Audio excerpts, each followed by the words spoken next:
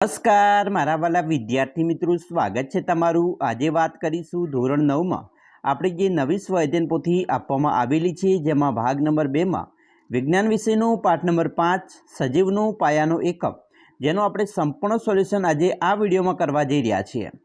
વિદ્યાર્થી મિત્રો, વિડીયોની શરૂઆત કરીએ તેના પહેલાં ખાસ ચેનલમાં નવા છો તો મિત્રો ચેનલને અવશ્ય લાઇક, શેર અને સબસ્ક્રાઈબ કરવાનું ન ભૂલતા, જેથી કરી અમે તમારા સુધી ધોરણ 9ના તમામ વિડીયોનું સોલ્યુશન મોકલી શકીએ। મિત્રો, વિભાગ નંબર એની વાત કરીશું, જેમાં આપેલું વિધાન સાચું બને એ રીતે ખલગ્યા પૂર્ણ કરો। પહેલી ખલગ્યા છે સેલ, એટલે કે કોષ શબ્દ ખલગ્યા ભાષાનો શબ્દ છે, તો જવાબ આવશે લેટિન। 2.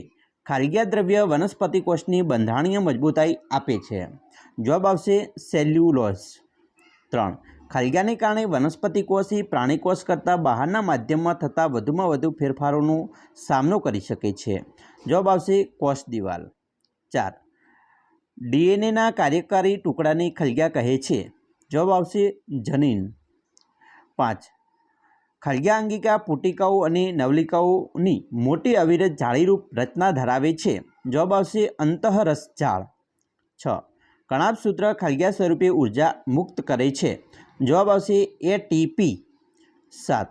ખલગ્યાના અણુ વારસાગત લક્ષણોની માહિતી ધરાવે છે, જવાબ આવશે ડીએનએ। 8. આદિકોષ કેન્દ્રીય કોષનો અસ્પષ્ટ કોષ કેન્દ્રીય વિસ્તાર ખલગ્યા તરીકે ઓળખાય છે, તો ન્યુક્લિયોઇડ, બરાબર, ન્યુક્લિયોઇડ, અહીંયા ન્યુક્લિયોઇડ આવશે। 9. રંગસૂત્રો કોષની ખલગ્યા અંગિકામાં જોવા મળે છે, તો અંતઃકોષરસ જાળ। હવે જોઈશું પ્રશ્ન મિત્રો 2, ટૂંકા પ્રશ્નોના જવાબ આપવાના છે। 10મો છે એક કોષીય સજીવોના 2 ઉદાહરણ આપો, તો અમીબા અને ઈસ્ટ એટલે કે ફૂગ। 11. શ્રમ વિભાજન એટલે શું? સજીવોના કદ અને આકાર તેના વિશિષ્ટ કાર્ય સાથે સંબંધિત હોય છે। વિવિધ કાર્ય કરવા માટે કોષો નિશ્ચિત કદ અને નિશ્ચિત આકાર ધારણ કરે છે, તેની શ્રમ વિભાજન કહે છે। વિદ્યાર્થી મિત્રો, ખાસ એક સૂચના છે કે જો તમને અક્ષર બરાબર ઓળખાતા ન હોય તો તમારી વિડીયોની ક્વોલિટી થોડીક વધારવાની છે। તમે હાઈ લેવલની ક્વોલિટી 1080 આવે છે અથવા 750 આવે છે, તો એ ક્વોલિટી રાખીને તમારે વિડીયો જોજો તો તમને સ્પષ્ટ અક્ષર દેખાશે। અમુક વાર કોમેન્ટ આવે છે કે સાહેબ અમને અક્ષર નથી દેખાતા, ઓળખાતા, થોડી ક્વોલિટી વધારજો, તમને સ્પષ્ટ અક્ષર દેખાવાનું ચાલુ થઈ જશે। તો ખાસ એક વિનંતી છે। હવે 12મો પ્રશ્ન છે કોષની 3 લાક્ષણિકતાઓ કઈ છે?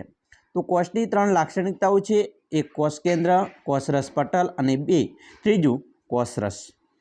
3. 13મો પ્રશ્ન છે સુકોષ કેન્દ્રીય કોષ કોને કહે છે?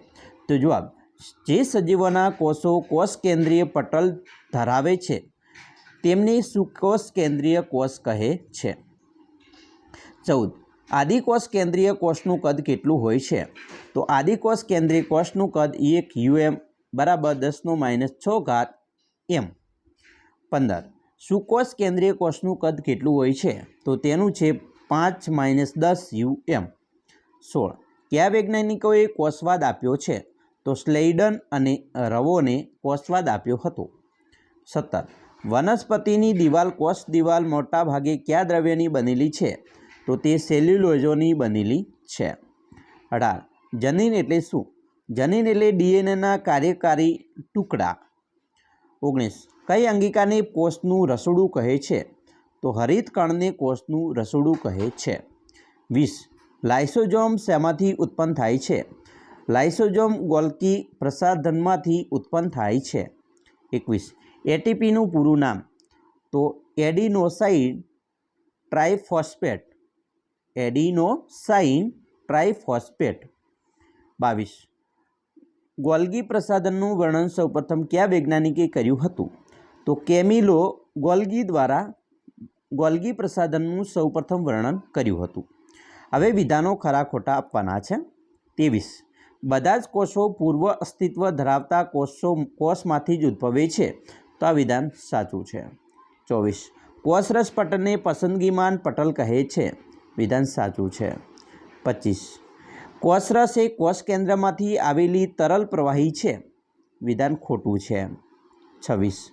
કોષ કેન્દ્રીય કોષના કોષ કેન્દ્રમાં ન્યુક્લિયોઇડ હોય છે, વિધાન ખોટું છે। 27. પ્રત્યેક બહુકોષી સજીવ એક જ કોષમાંથી ઉદ્ભવે છે, વિધાન સાચું છે. હવે આપણે જોઈશું વિકલ્પ સ્વરૂપે કેટલાક પ્રશ્નો આપેલા છે તેના. 28મું છે ACRનું પૂરું નામ. તો આપણો જવાબ આવશે બી, સ્મોથ એન્ડોપ્લેસ્મિક રેટિક્યુલમ. બરાબર, રેટિક્યુલમ. એના પછી 29મું છે RERનું પૂરું નામ. તો આવશે જવાબ એ. 30 કઈ અંગિકા વિષારી દ્રવ્યો અને દવાઓને બિન વિષારી બનાવવાનું કાર્ય કરે છે? જવાબ આવશે લાઇસોઝોમ. 31 DNA કોષ કેન્દ્ર સિવાય કઈ અંગિકામાં હોય છે? તો અંતઃકોષરસ ઝાડ. 32 લાઇસોઝોમ કઈ અંગિકામાં ઉત્પન્ન થાય છે? જવાબ આવશે ગોલ્કી પ્રસાધન. 33 નીચેનામાંથી કયું વિધાન ખોટું છે? જવાબ આવશે કોષ કેન્દ્ર કણાભસૂત્ર અને રંગકણોનું ને પોતાનું DNA હોય છે. તો એ વિધાન ખોટું છે. 34 આત્મઘાતી કોથળી તરીકે કઈ અંગિકાને ઓળખવામાં આવે છે? તો જવાબ આવશે લાઇસોઝોમ. હવે આપણે જોડકા જોડવાના છે. 35મો પ્રશ્ન છે ઉર્જાઘર. તો જેમાં જવાબ આવશે કણાભસૂત્ર સી, પ્રકાશ સંશ્લેષણ, જેમાં જવાબ આવશે હરિતકણ ઈ, 3 આનુવંશિક દ્રવ્ય, જેમાં આવશે જવાબ ડીની એટલે DNA, સોરી બી જવાબ આવશે DNA. આત્મઘાતી કોથળી, તો એમાં જવાબ આવશે એ લાઇસોઝોમ. તો અહીંયા તમને જવાબ લખેલા છે વિકલ્પો એ મિત્રો લખવાના રહેશે. 36 પ્રશ્ન. 36મા પ્રશ્નની વાત કરીએ. એક કોષી સજીવ. તો જવાબ આવશે સી અમીબા. કોષ દિવાલ, જવાબ આવશે ડી વનસ્પતિ કોષ. 3 પ્રોકેરિયોટિક કોષ. તો જવાબ આવશે એ બેક્ટેરિયા. અને 4 DNAનો ટુકડો. તો જવાબ આવશે બી જનીન. વિભાગ બીની વાત કરીશું. અહીંયા માગ્યા મુજબ જવાબ આપવાના છે. 37મો પ્રશ્ન છે વૈજ્ઞાનિક કારણ આપો. કોષને સજીવનો રચનાત્મક અને ક્રિયાત્મક એકમ કહે છે. જવાબ બધા સજીવો કોષના બનેલા છે. દરેક જીવિત કોષમાં કોષની વિવિધ ક્રિયાઓ માટેની બધી જ વ્યવસ્થા અને તે માટે વિવિધ અંગિકાઓ હોય છે. દરેક કોષમાં સજીવના બધા જ લક્ષણોની અભિવ્યક્તિ માટે જવાબદાર જનીનો હોય છે. 38મો પ્રશ્ન વૈજ્ઞાનિક કારણ આપો. કોષરસ પટલ પસંદગીમાન પ્રવેશશીલ પટલ છે. જવાબ કોષરસ પટલ કોષને તેના બાહ્ય પર્યાવરણથી અલગ કરતું સૌથી બહારનું આવરણ છે. તો કેટલાક દ્રવ્યોને કોષમાં પ્રવેશ આપવાની તેમજ કોષમાંથી બહાર નીકળવાની મંજૂરી આપે છે. તે કેટલાક દ્રવ્યોનું ગતિશીલતાનો અવરોધે છે. આથી કોષરસ પટલને પસંદગીમાન પ્રવેશશીલ પટલ કહે છે. 39 આદિકોષ કેન્દ્રીય કોષ અને સુકોષ કેન્દ્રીય કોષ વચ્ચેનો તફાવત આપો. તો પહેલું છે આદિકોષ કેન્દ્રીય કોષ, જેમાં એક કોષ કેન્દ્રીય પટલની ગેરહાજરીને કારણે કોષ કેન્દ્રીય પ્રદેશ ઓછો વિકાસ પામેલો હોય છે. જ્યારે સુકોષ કેન્દ્રીય કોષ, તેમાં કોષ કેન્દ્રીય પટલની હાજરીને કારણે કોષ કેન્દ્રીય પ્રદેશ વિકાસશીલ બરાબર હોય છે, વિકસિત હોય છે. બીજું, તેમાં પ્રાથમિક કોષ કેન્દ્ર હોય છે, જ્યારે સુકોષ કેન્દ્રીય કોષમાં સુવિકસિત કોષ કેન્દ્ર હોય છે. 40મો પ્રશ્ન છે રસધાનીના કોઈપણ બે કાર્યો જણાવો. પહેલું, રસધાની કોષને આસુનતા અને બરડતા આપે છે. બીજું, રસધાની કેટલીક વિશિષ્ટ રસધાની તરીકે વધારાના પાણી અને નકામા પદાર્થોના કોષમાંથી ત્યાગ કરે છે. 41મો પ્રશ્ન છે તફાવત આપો. વનસ્પતિ અને પ્રાણી કોષ. વનસ્પતિ કોષમાં તેમાં હરિતકણ હોય છે. પ્રાણી કોષમાં તેમાં હરિતકણનો અભાવ હોય છે. વનસ્પતિ કોષમાં તેમાં તારાકેન્દ્રનો અભાવ હોય છે. પ્રાણી કોષમાં તારાકેન્દ્ર હોય છે. વનસ્પતિ કોષમાં દિવાલ હોય છે, કોષ દિવાલ હોય છે, જ્યારે પ્રાણી કોષમાં કોષ દિવાલનો અભાવ હોય છે. વનસ્પતિ કોષમાં રસધાની મોટા કદની હોય છે, જ્યારે પ્રાણી કોષમાં રસધાની નાના કદની હોય છે. 42મો પ્રશ્ન વૈજ્ઞાનિક કારણ આપો. લાઇસોઝોમને આત્મઘાતી કોથળી કહે છે. જવાબ લાઇસોઝોમમાં ખોરાકના ઘટકોના પાચન માટે જવાબદાર હાઇડ્રોલેઝ પ્રકારના ઉત્સેચકો આવેલા છે. આ ઉત્સેચકો કોષાંતરીય પાચનનું કાર્ય કરે છે. 3 કોષની જીર્ણતાની સ્થિતિમાં કોષની સંરચનાના પતન દરમિયાન જ્યારે કોષને નુકસાન પહોંચે છે કે કોષની ચયાપચયમાં ખલેલ પડે છે, ત્યારે લાઇસોઝોમના ઉત્સેચકો બહાર નીકળી કોષીય અંગિકાઓનો નાશ કરે છે.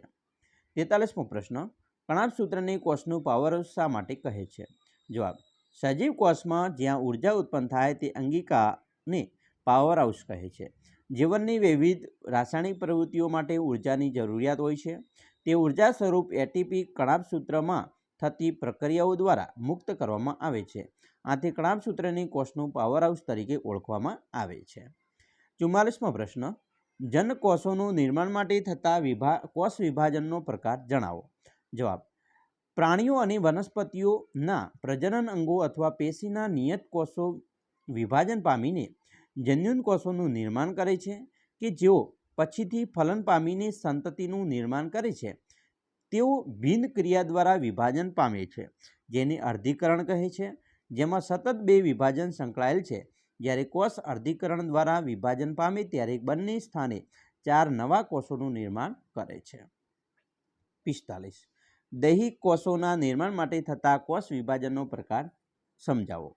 જવાબ, જૂના મૃત અને ઇજાગ્રસ્ત કોષોના સ્થાને સજીવોમાં ક્રમાનુસાર વૃદ્ધિથી નવા કોષોનું નિર્માણ થાય છે. કોષ વિભાજનની તે ક્રિયા જે વૃદ્ધિ માટે મોટે ભાગે થાય છે તેને સમભાજન કહે છે. આ ક્રિયામાં પ્રત્યેક કહેવાતો માતૃકોષ વિભાજનથી બે સમાન બાળકોષોનું નિર્માણ કરે છે. બાળકોષો માતૃકોષો જેટલા જ રંગસૂત્રો ધરાવે છે. તે સજીવોમાં વૃદ્ધિ અને પેશીઓના સમારકામમાં મદદરૂપ થાય છે. હવે વિભાગ C ની વાત કરીશું. માગ્યા મુજબ ઉત્તર આપવાના છે. 46મો પ્રશ્ન છે, સાંદ્રતાને આધારે દ્રાવણના કેટલા પ્રકાર છે? દરેક પ્રકારની વ્યાખ્યા આપો.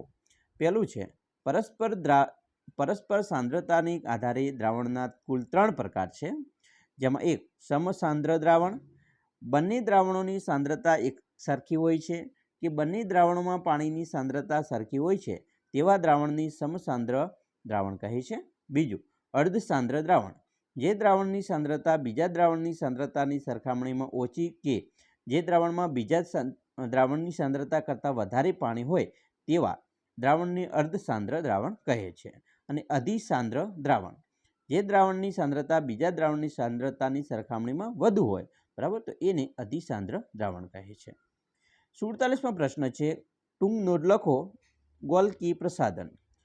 કેમિલો ગોલ્કી વૈજ્ઞાનિકે ગોલ્કી પ્રસાધનનું સંશોધન અને વર્ણન કર્યું. એનું સ્થાન પ્રાણી કોષમાં અને વનસ્પતિ કોષમાં હોય. રચના, તેની રચનામાં એકબીજાને સમાંતર થપ્પીઓમાં ગોઠવાયેલી પુટિકાઓ આવેલી છે. આવી પુટિકાઓને સિસ્ટર્ની કહે છે.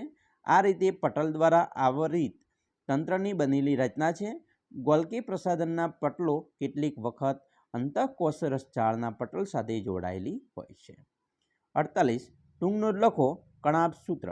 રચના, કણાભસૂત્રો 2 આવરણો ધરાવે છે. બાહ્ય આવરણ ઘણું ખરું છિદ્રિષ્ટ હોય છે અને અંતઃ આવરણ ઊંડા અંતઃપ્રવર્ધો ધરાવે છે. આ અંતઃપ્રવર્ધો એટીપી નિર્માણ માટેની રાસાયણિક પ્રક્રિયા માટે વિશાળ સપાટીનું નિર્માણ કરે છે. કાર્ય, કોષ તેમજ જીવનની વિવિધ રાસાયણિક પ્રવૃત્તિઓ માટે જરૂરી ઉર્જા એટીપીના સ્વરૂપમાં કણાભસૂત્ર દ્વારા મુક્ત થાય છે. એટીપીને કોષના ઉર્જા વલણ તરીકે અને તેનું નિર્માણ કરતા કણાભસૂત્ર કોષના શક્તિઘર તરીકે ઓળખાય છે. તો આ વાત કરીએ આપણે કણાભસૂત્રની. 49મો પ્રશ્ન છે, રજક કણોના પ્રકાર જણાવી હરિતકણ વિશે ટૂંક નોંધ લખો. તો રંજક કણોના 2 પ્રકાર છે, એક રંગ કણો અને રંગવિહીન કણો. હરિતકણો વિશે આપણે ટૂંક નોંધ લખીએ તો ક્લોરોફિલ રંજક દ્રવ્ય ધરાવતા રંજક કણોને હરિતકણ કહે છે. હરિતકણ પ્રકાશ સંશ્લેષણ માટે અગત્યના છે. હરિતકણ કોષના રસોડા તરીકે ઓળખવામાં આવે છે. તે ફક્ત વનસ્પતિ કોષમાં જોવા મળે છે અને તે ક્લોરોફિલ ઉપરાંત વધારામાં પીળા કે નારંગી રંજક દ્રવ્યો પણ ધરાવે છે. 50. તફાવત આપો. સમભાજન અને અર્ધીકરણ. જવાબ, સમભાજન સજીવની વૃદ્ધિ અને સમારકામ જેવી ક્રિયાઓ સાથે સંકળાયેલી કોષ વિભાજનનો પ્રકાર છે, જ્યારે અર્ધીકરણ સજીવના જનીન કોષોના નિર્માણમાં જોવા મળતા કોષ વિભાજનનો પ્રકાર છે. સમભાજન એક કોષમાંથી 2 નવા બાળકોષો નિર્માણ પામે છે, જ્યારે અર્ધીકરણ એક મૃત કોષમાંથી 4 નવા બાળકોષો નિર્માણ પામે છે. 51મો પ્રશ્ન છે વનસ્પતિ કોષની આકૃતિ દોરો અને એવા બે ભાગને નામ નિર્દેશ કરો કે જેને પ્રાણી કોષથી અલગ પાડે છે. તો અહીંયા મિત્રો તમારે વનસ્પતિ કોષની આકૃતિ દોરવાની છે, બરાબર, અને પ્રાણી કોષથી અલગ પાડે છે એવી આકૃતિ બતાવવાની છે. અને બીજી આકૃતિ છે પ્રાણી કોષની નામ નિર્દેશ આકૃતિ દોરવાની છે, એ પણ ખાસ મિત્રો અહીંયા દોરવાની રહેશે. વિભાગ ડીની વાત કરીશું. 53મો પ્રશ્ન છે સૂકી દ્રાક્ષમાં આસુતીની ઘટના જોવા મળે છે તે પ્રવૃત્તિનું વર્ણન અને અવલોકન જણાવો. જવાબ: સૂકી દ્રાક્ષને શુદ્ધ પાણીમાં મૂકી તેમની થોડો સમય રહેવા દો, અવલોકન કરો અને ત્યારબાદ તેમાં શર્કરા કે ક્ષારના સાંદ્ર દ્રાવણમાં મૂકો. તમારા અવલોકનની નોંધ કરો. અવલોકન: સૂકી દ્રાક્ષને શુદ્ધ પાણીમાં મૂકવામાં આવે ત્યારે તે પાણી શોષી ફૂલે છે, તે અંતઃ આસુતિ દર્શાવે છે. જ્યારે બે દ્રાક્ષને શર્કરા કે ક્ષારના સાંદ્ર દ્રાવણમાં મૂકવામાં આવે છે ત્યારે પાણી ગુમાવે છે અને ચીમળાઈ જાય છે, તે બહી આસુતિ સૂચવે છે. 54મો પ્રશ્ન છે અંતઃકોષરસ જાળનું સ્થાન, રચનાને પ્રકાર અને કાર્યો જણાવો. ચાલો મિત્રો જોઈશું. સ્થાન: સુકોષ કેન્દ્રીય કોષના સમગ્ર કોષના વિસ્તારમાં સમકેન્દ્રીય રીતે પથરાયેલી પટલમય રચના છે. એની રચના તે લાંબી નલિકામય કે ગોળાકાર અથવા કોથળી જેવી પુટિકાઓ જેવી રચનાઓની બનેલી આવરિત જાળીમય સ્વરૂપ ધરાવે છે. અને પ્રકાર ખરબચડી અને લીસી છે. એના કાર્યો: કોષકેન્દ્રીય અને કોષરસ વચ્ચે કે કોષરસના વિવિધ પ્રદેશોમાં દ્રવ્યોના વહન માટે અંતઃકોષરસ જાળ વહન માર્ગ તરીકે કાર્ય કરે છે. બીજું કાર્ય: કોષની કેટલીક મિત્રો જૈવ રાસાયણિક પ્રવૃત્તિઓ માટે અંતઃકોષરસ જાળ કોષરસ રસીય બંધારણીય સપાટી પૂરી પાડે છે. અને છેલ્લું, પુષ્ટિવંશી પ્રાણીઓના યકૃત કોષોના સમૂહમાં કાણા વિષારી દ્રવ્યો અને દવાઓની બિનવિષયક બનાવવામાં અગત્યની ભૂમિકા પણ ભજવે છે. આ વાત કરી વિદ્યાર્થી મિત્રો તમારો પાઠ નંબર 5ની સંપૂર્ણ સોલ્યુશનની. આશા રાખીએ છીએ તમને આપણો વિડીયો ખૂબ જ ગમ્યો હશે. અને મિત્રો વિડીયો ગમ્યો હોય તો લાઇક, શેર અને સબસ્ક્રાઈબ કરવાનું પણ ન ભૂલતા.